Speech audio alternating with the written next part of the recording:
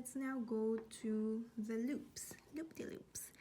We've got a lower loop over here and an upper loop. So what do you want to aim for? Let's see, we've got squared tops, squared bottoms. They're aligned with a 55-degree slant.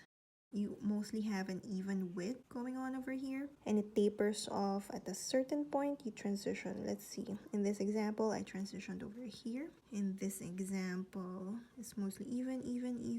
It tapers off over here. When you flip your paper, that transition point falls on the same height to make your letters consistent. I would like for the curves to be symmetrical as with your ovals, and you could actually imagine being able to fit an oval there.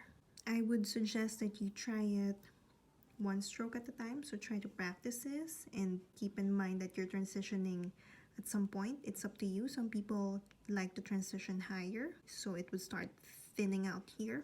Some people like it to be thick all the way, mostly over here. So when you've got this stroke down and you're ready to practice with this loop, you can try it both ways, going from bottom to up. So remember, when you're creating hairlines, it's easiest to do when you're going from bottom to up. But you could also do it from top to bottom without putting any pressure on your pen. You could also create a hairline. So try it both ways.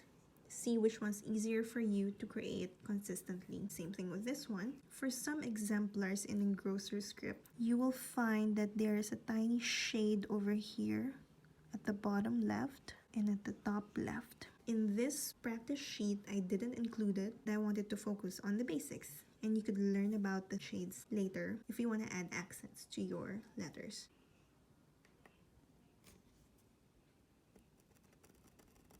Okay, slowly releasing the pressure and turning. Then I'll stop. Oh, another thing is, look at where you're meeting the shade. At this point, there's that space. At this point, there's that space. I like to meet it just below.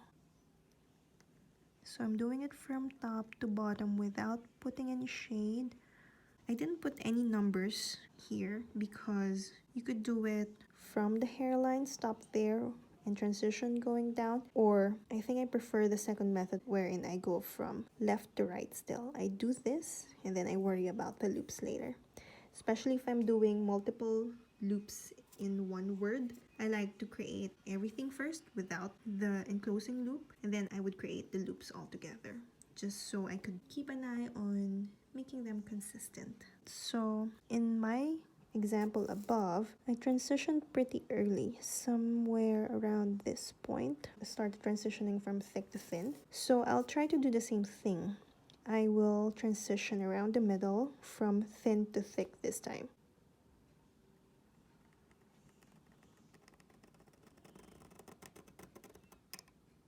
That's a bit off slant at the end, but let's see how it compares with the thickness. This one is thicker. I think I transitioned higher, but let's see if I can do the enclosing loop. Okay, that's not as symmetrical as I want it to be. This one, the curves are symmetrical. This one is a bit janky, but it's not too bad.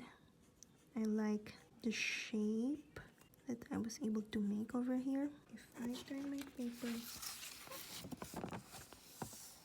upside down, yeah, I like it. It's good.